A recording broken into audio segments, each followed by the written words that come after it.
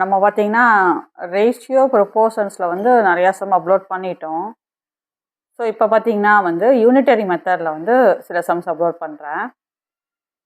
தொடர்ந்து சப்ஸ்கிரைப் பண்ணுங்கள், சப்போர்ட் பண்ணுங்கள். First question, cost of 4 pencil வந்து ₹12. Find the cost of 6 pencils. Question நல்லா பார்த்துக்கோங்க. அதாவது தமிழ்லேயும் எழுதியிருக்கேன், இங்கிலீஷில் எழுதியிருக்கிறேன். 4 பென்சிலோட விலை வந்து 12 அப்படின்னா 6 பென்சிலோட ரேட் கேட்குறாங்க.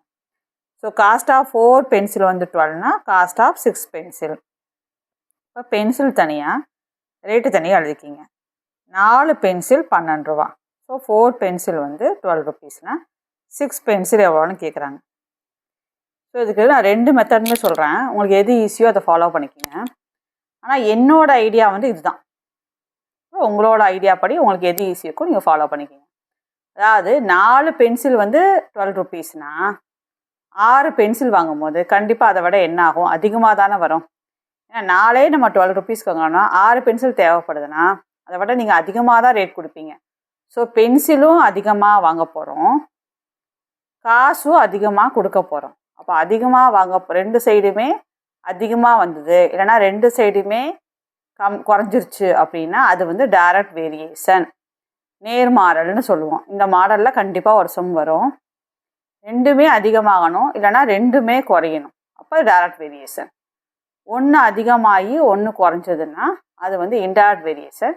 நான் அப்புறம் சொல்லித்தரேன், 2ஐயும் போட்டு குழப்ப வேணாம். 1 மட்டும் ஞாபகம் வச்சுங்க. 2மே அதிகமானாலும் சரி, 2மே குறைஞ்சாலும் சரி, அது டைரக்ட் வேரியேஷன். இப்போ 4 பென்சிலை 6 பென்சிலாக வாங்க போகிறோம்.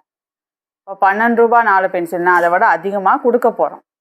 ஸோ இது டைரக்ட் வேரியேஷன். இப்போ டைரக்ட் வேரியேஷன் கண்டுபிடிச்சிட்டோம்னா இது என்ன பண்ணணும்னா, இது அப்படியே ஃப்ராக்ஷனில் எழுதணும். இதை தான் ஃபஸ்ட்டு போடணும், தலைகளாக போடணும் ஞாபகம் வச்சுங்க. இப்போ 6/4 6/4 இன்ட்டு இங்கே என்ன நம்பர் இருக்கோ அதை அப்படியே போட்டுக்கணும்.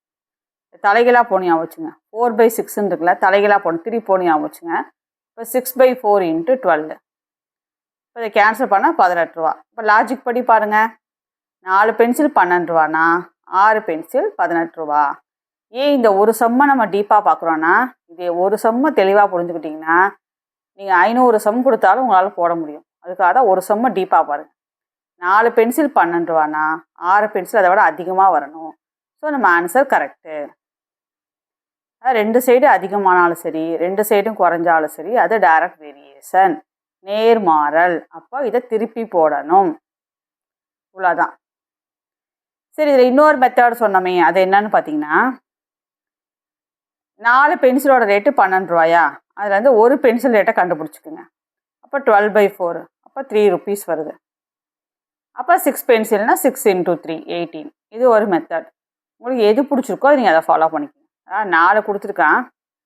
அப்போ அதை வந்து ஒரு பென்சிலுக்கு எல்லாம் விலையும் தெரிஞ்சுக்கோங்க. ₹3 வந்துருச்சு. அப்போ 6 பென்சில்னால் 6 × 3 18. நீங்கள் இப்படி வச்சு போட்டாலும் ஓகே, உங்கள் இஷ்டம் இருந்தால். சரிங்களா? செகண்ட் சம் போகலாமா? செகண்ட் சம் பாருங்கள். 4 sack ஆஃப் ரைஸ் வந்து 136 kg ரைஸை வந்து கேரி பண்ணுதுன்னா, find the quantity of rice that can be carried in 11 sack. அதாவது 4 சாக்கு வந்து 4 சாக்கு வந்து 136 kg ஆஃப் ரைஸை வந்து கேரி பண்ணுதுன்னா, இப்போ 11 சாக்ஸ் இருந்ததுன்னா 11 சாக் இருந்ததுன்னா எவ்வளோ கேஜி ஆஃப் ரைஸை வந்து ஹோல்டு பண்ணணும்னு கேட்குறாங்க. ஒரு சாக்கு வந்து சாக்கு பை கேள்விப்பட்டிருக்கீங்களா? ஒரு 4 சாக்கு வந்து 136 kg ரைஸை வந்து கேரி பண்ணுது. அவன் கேட்குறது, அப்போ நம்மக்கிட்ட 11 சாக் இருந்ததுன்னா அதில் வந்து எவ்வளோ குவான்டிட்டி ஆஃப் ரைஸை வந்து நம்ம கேரி பண்ண முடியும்னு கேட்குறாங்க. ஸோ சாக்கோட எண்ணிக்கை அதிகமாகுது, சாக்கோட கவுண்டிங் அதிகமாகுது. ஸோ அப்போ கேஜி நம்மளுக்கு என்னமா போடலாம், அதிகமாக நம்ம கேரி பண்ண முடியும். ஸோ இது ரெண்டுமே இன்க்ரீஸ் ஆகுது. ஸோ நம்ம என்ன சொன்னோம், டைரக்ட் வேரியேஷன். இது புரியுதா பாருங்கள். 4 சாக்கில் 136 kgனா 11 சாக்கில் எவ்வளோ கேஜி. ஸோ இது அதிகமாகும் போது கேஜியும் நம்ம 4 சாக்கிலேயே நீங்கள் 136 போட்டு வைக்கிறீங்கன்னா 11 சாக்கில் இன்னும் அதிகமாக தானே போட்டு வைப்போம். ஸோ ரெண்டுமே அதிகமாகுது. So direct variation. அப்போ திருப்பி போடுங்க, 11/4 × 136. அது கால்குலேஷன் பண்ணி கேன்சல் பண்ணிங்கன்னா 374 கேஜியை நம்மளால் என்ன பண்ண முடியும்? அதில் 11 சாக்கு இருந்ததுன்னா 374 கேஜி ரைஸை கேரி பண்ண முடியும். புரியுதான்னு பாருங்கள். இல்லை நாங்கள் செகண்ட் மெத்தட் தான் சூஸ் பண்ண போகிறோன்னா தாராளமாக சூஸ் பண்ணுங்கள். 4 சாக் 136னா 1 சாக் கண்டுபிடிச்சிங்க. 4 டிவைட் பண்ணிக்கோங்க. வர்ற ஆன்சர் × 11 போட்டுக்கோங்க. எப்படி போட்டாலும் ஆன்சர் ஒன்று தான், உங்கள் இஷ்டம். 4 சாக்கு இவ்வளோன்னா 1 சாக்கு வந்து 136/4. ஸோ என்ன வருதுன்னு பாருங்கள். அதோட வந்து 11 சாக்கை இன்டூ பண்ணிடுங்க. அவ்வளோதான். இது செகண்ட் சம். ஓகேங்களா? ரெண்டுக்குமே 374 தான் ஆன்சர் வரும். செக் பண்ணிக்கோங்க. அடுத்தது தேர்டு சம். நெக்ஸ்ட்டு பாருங்கள் third some. A car consumes 8 liter of petrol in covering a distance of 100 km. அதாவது 8 லிட்டர் பெட்ரோல் போட்டோம்னா 100 கிலோமீட்டர் கவர் ஆகுது அப்படின்னா 26 லிட்டர் பெட்ரோல் இருந்ததுன்னா எவ்வளோ கிலோமீட்டர் கவர் பண்ண முடியும்னு கேட்குறாங்க. ஸோ பெட்ரோலு கிலோமீட்டர் போடுங்க. 8 லிட்டர் இருந்தால் 100 கிலோமீட்டர் போக முடியும். இப்போ 26 லிட்டர் இருந்தால் எவ்வளோ கிலோமீட்டர் போக முடியும்? யோசிங்க. 8 லிட்டர் இருந்தாலே 100 கிலோமீட்டர்னா 26 லிட்டர் இருந்ததுன்னா அதை விட நம்ம அதிகமாக தானே போக முடியும். ஸோ ரெண்டுமே அதிகமாகிருச்சு. அப்போ அது டைரக்ட் வேரியேஷன். அப்போ இதை என்ன பண்ணணுமா? திருப்பி போடணும். 26/8 × 100. கேன்சல் பண்ணது உங்கள் இஷ்டம். நான் 2 டேபிளாக கேன்சல் பண்ணியிருக்கிறேன். அப்புறம் இதையும் பண்ணிக்கிறேன். மிச்சம் வந்து 13 × 25 வந்தது எனக்கு. இன்டூ பண்ணிக்கிறேன். அப்போ 325 கிலோமீட்டர் எனக்கு கிடைக்குது. நீங்கள் செகண்ட் மெத்தடில் போட்டாலும் ஈஸி தான். அது உங்கள் இஷ்டம் தான். புரியுதுங்களா? உங்களுக்கு இதில் ஏதாவது டவுட் வந்ததுன்னா நீங்கள் கமெண்டில் போடுங்க. இந்த சம்மு வந்து பார்த்திங்கன்னா டெட் எக்ஸாம், எஸ்ஜிடி, டிஎன்பிஎஸ்சி, பியூஓ எக்ஸாம் எல்லாருக்குமே வந்து இந்த மாடல் ரொம்ப ரொம்ப முக்கியம். ஸோ அந்த மாதிரி தான் நான் செலக்ட் பண்ணி போட்டுட்ருக்கேன். அதில் அட்வான்ஸ் லெவல் எப்படி கொஸ்டின் கேட்பாங்களோ அந்த மாதிரி தான் நம்ம செலக்ட் பண்ணி போட்டுட்ருக்கோம். பாருங்கள், அடுத்த சம் போகலாம். நெக்ஸ்ட்டு ஃபோர்த்து சம் பாருங்கள்.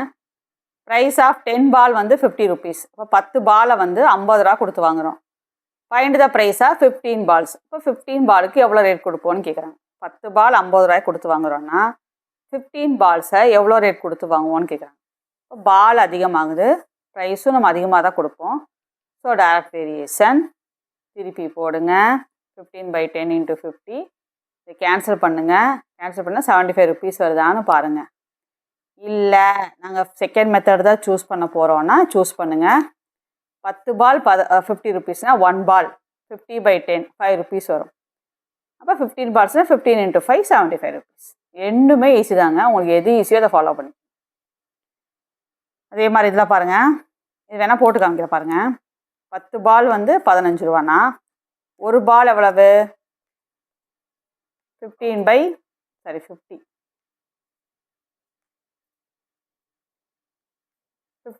இப்போ 5 ருபீஸ் கிடைக்கும்.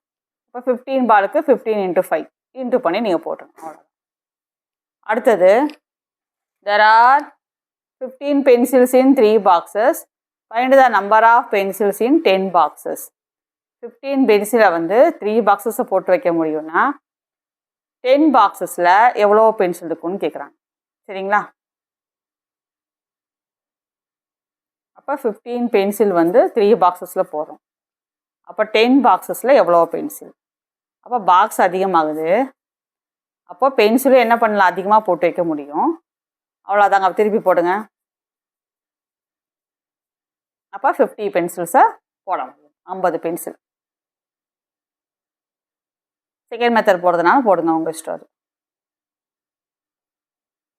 பாருங்கள், அதை போட்டது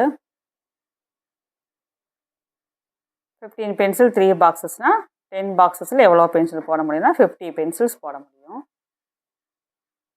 இதில் 2 சம் வந்து ட்ரை பண்ணுறதுக்காக ஹோம்ஒர்க்குன்னு கொடுத்துருக்கேன். போடுங்க. இதோட ஆன்சரும் இங்கே எழுதிக்கிறேன் பாருங்கள். வரலை அப்படின்னா கமெண்ட் பண்ணுங்கள். நம்ம வந்து போட்டு காமிக்கலாம்.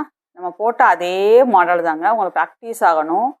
ஏன்னா நம்ம கண்ணில் பார்க்குறத விட நம்ம கையில் செஞ்சு பார்க்கும்போது நம்மளுக்கு இன்னும் டவுட் வரும். அதெல்லாம் கிளாரிஃபை பண்ணாதான் எக்ஸாம் ஹாலில் வந்து நம்மளுக்கு கரெக்டாக அதை போட முடியும். இப்போ price of 20 kg of wheat வந்து 600 ரூபானா find the price of 13 kg of wheat கேட்குறாங்க. ஸோ 390 வருதான்னு பாருங்கள். அதே மாதிரி இப்போ train journey of 184 kilometre cost வந்து 230னா how much will a journey of 540 kilometre cost கேட்குறாங்க. 675 வருதான்னு பாருங்கள். ரெண்டுமே அதிகமானாலும் சரி, ரெண்டுமே கம்மியானாலும் சரி, இது டைரக்ட் வேரியேஷன்.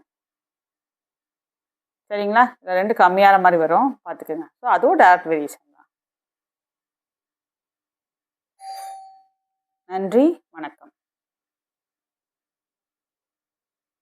அடுத்த சம்ஸை வந்து அடுத்த வீடியோவில் அப்லோட் பண்ணலாம். தேங்க்ஸ் ஃபார் வாட்சிங். சப்ஸ்கிரைப் பண்ணுங்கள், சப்போர்ட் பண்ணுங்கள். நன்றி, வணக்கம்.